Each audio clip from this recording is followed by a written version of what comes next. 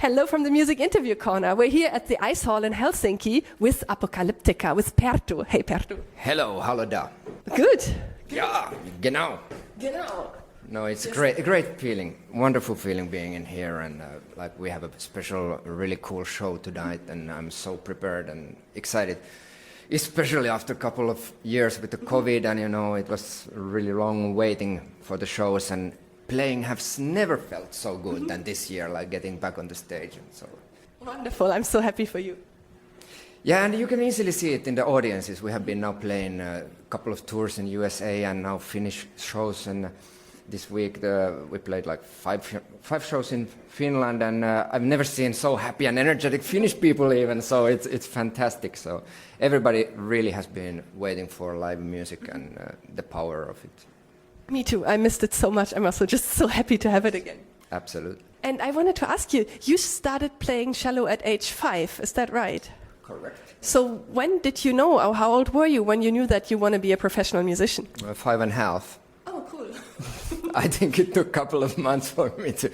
No, maybe by the age of 9, to be honest. I think I made my first tour as a soloist when I was 9 years old in Great Britain or something like that. And by that time already it really started to feel that this is the way, this is the right instrument for me. I also tried piano when I was very young, but cello somehow always felt like a part of my body, and it became very natural actually. And yeah, but of course at that time I could have never expected like playing ice halls in Helsinki or anywhere else, so with rock music. But that approach, we started to like heavy music during the teenage, stuff like that, and then I started to learn also guitar and drums and all of that, and we became kind of rebels in the classical scene. And the reason for APOCALYPTICA, why we exist, is because we loved heavy music, especially Metallica at that time, and we just wanted to try how it feels, that you try those songs, your favorite songs, with our own instruments. And actually I think that's one of the main things that I would love to encourage people to do, that be open with even crazy ideas, whatever you do, and try to, make it your way. Yes. And I think that's what we have done, and it's been incredible, long journey already, and we still see no end anywhere.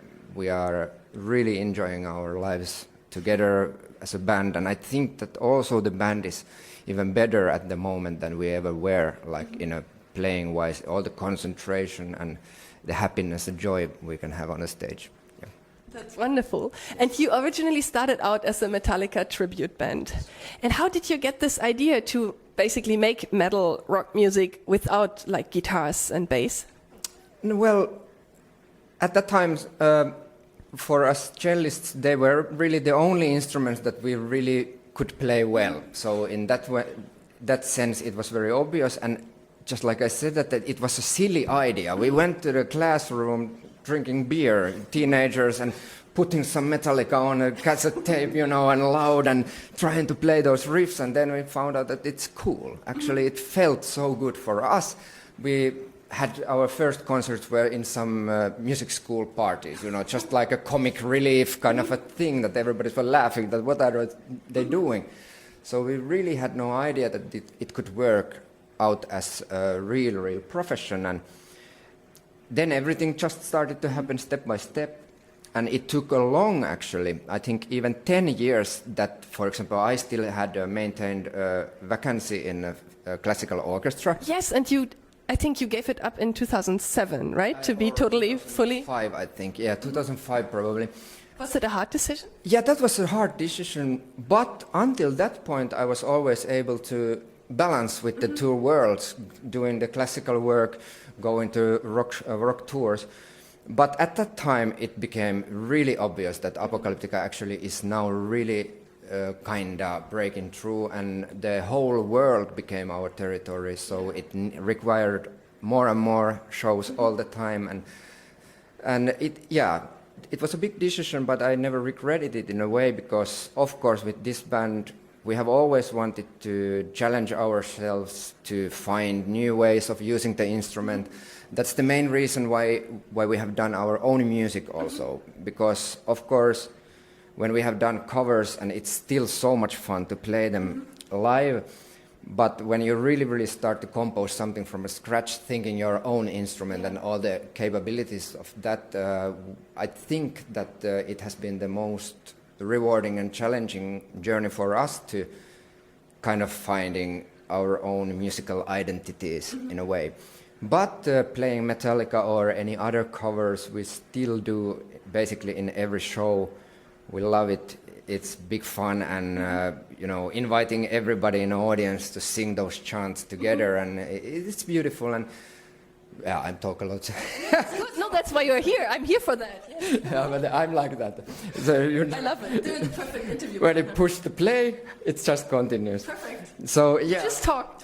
But I think that one of the coolest things and the secret behind why we amuse audiences all around the world is the diversity of our music, in a way that I think in a concert there are songs for nearly everyone. We might go to totally classical, pure, beautiful moments. Then we have the most brutal thrash metal, some old school Sepultura, and singers visiting and stuff like that. So there are a lot of different types of apocalyptica music in a way, but I am really happy to see that the whole audience is really also filled with very various people, and younger, older, and everything in between. So there must be something in common in the sound of cello that people find exciting, and yeah, that's the reason we are still here. Yeah, we love to play to our wonderful audience. That's great. And I feel you're someone who lives for music, right? Because besides composing original songs for Apocalyptica, you also composed music for video games, for example, for Max Payne 2, right? And for some documentary movies? Yeah, stuff like that. They always, all kind of side projects, they are also another type of a way of challenging yourself, going into something that you have done before. You haven't done before. For example, I've also composed an opera. Yes, with Eicca, right? Indigo. I just wanted to ask about that. And it premiered in the Finnish National Opera in 2013, right? How was that? It was brilliant, and such a big production and huge thing to do. I'm a great opera lover as well, so the music taste is very wide. I love basically almost every music, or at least every music style, all the genres. They have the good stuff you can find, and I'm very emotional music lover in a way that diverse emotional. So there is always right music for your right feeling. If you want to release the anger or just laugh for something hilarious, and so in a way I think the open-mindedness is really a good thing in the life in general, of course. And when I was younger, I was really metal purist in a way. Rebellious? Rebellious, but also purist, that I just listened to metal music.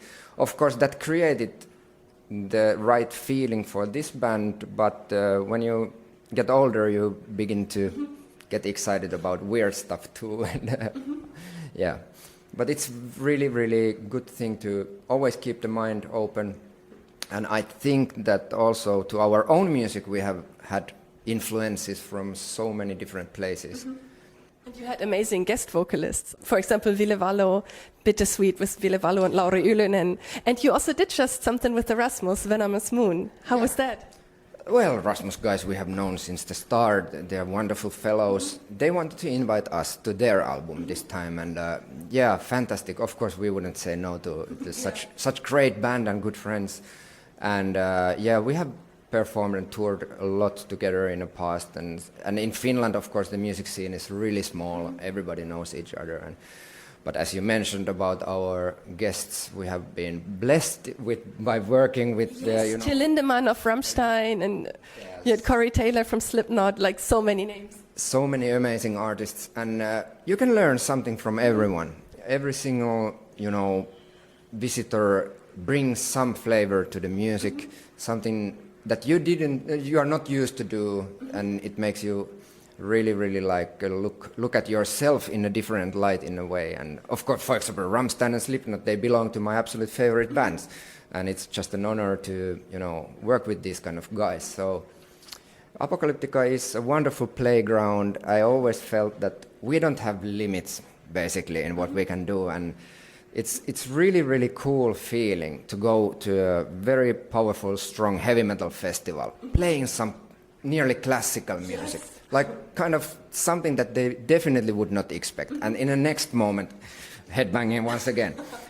Or the same that we perform quite many times in classical halls, where our audience is really close to classical audience, listeners who are definitely not used to the heavy metal aesthetics.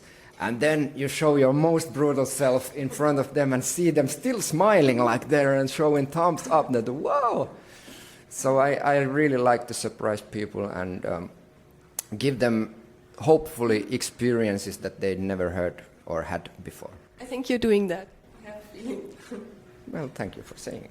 With your special style in 2008, you were the first Finnish band that went on top of the US charts, US Billboard charts with I Don't Care. How did that feel? Yeah, to be fair, to the rock charts, which is not like the... Oh, it was the rock charts. Yes. But yeah... No, it is cool. It is incredibly cool. It's incredibly good, yes. That's a good example of that our very various styles of approaching our music.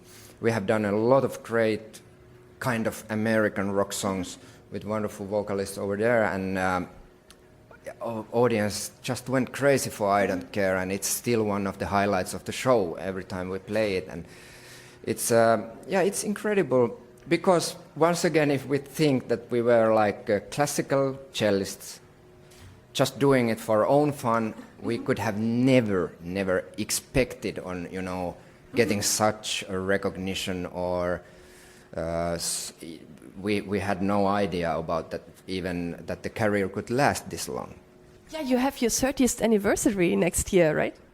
Yeah, basically, because 93 was the first time APOCALYPTICA gathered together in some lineup. Even we didn't call ourselves APOCALYPTICA, but in the start it was 6 cello guys basically, whomever was available went to play in those parties or the first concerts in the music camps and school. So it was a wonderful thing.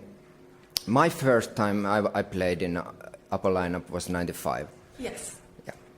That was when the band had a big new start. No, it was a joke. But No, of course. That's the moment when the band got to start. But I was really young and underage even that time. So officially I came back in 99 for the 3rd album cycle then, and I was finishing my classical studies and stuff like that. But it's been incredible journey already, and I'm still so eager to see that what we can do next. It's always the thing that we have this feeling that we want to still find something. There is still something that we haven't done yet, and that we definitely want to try.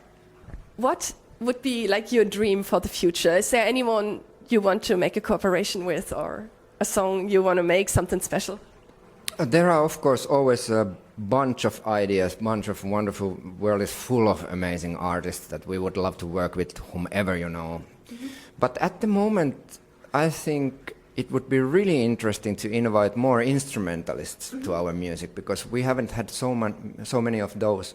For example, I could say that with Steve Vai, making a song with him, it would be my dream in a way. We played one concert together back in a couple of years ago or something, and it was incredible sharing the stage with such an icon of his own instrument, and you get so inspired from seeing people like that. And for example, Dave Lombardo has the Slayer drummer, the legendary drummer. Yes, you worked with him multiple times. Multiple times. It's a good example that it could work also like that, and I would definitely go deeper in inviting more instrumentalists. But at the moment, if I need to say just one name that I would love to work the most would be Nick Cave probably, because Nick Cave, listen to this. Come Nick here. Cave, Contact yes. this guy here. Because I just adore his all the wisdom behind everything, and he's really like so wonderful, amazing presence in everything he's doing, and a great lyricist and musician, and so that would be wonderful. I think we have to do another interview. Still have so many questions that you did just so much. You have an incredible history. Yeah, thank you. I have a bad habit that you ask the first question and then I talk for it. No, I'm here for that. That's what I wanted. I wanted to hear all of that. Our viewers want to hear all of that. You're the perfect interview partner. You just say one word and and then it starts. Push on and there we go. But thank you so much, Perttu, and goodbye from the Music Interview Corner. Dankeschön. Oh. Viel Spaß. Danke dir. Viel Spaß.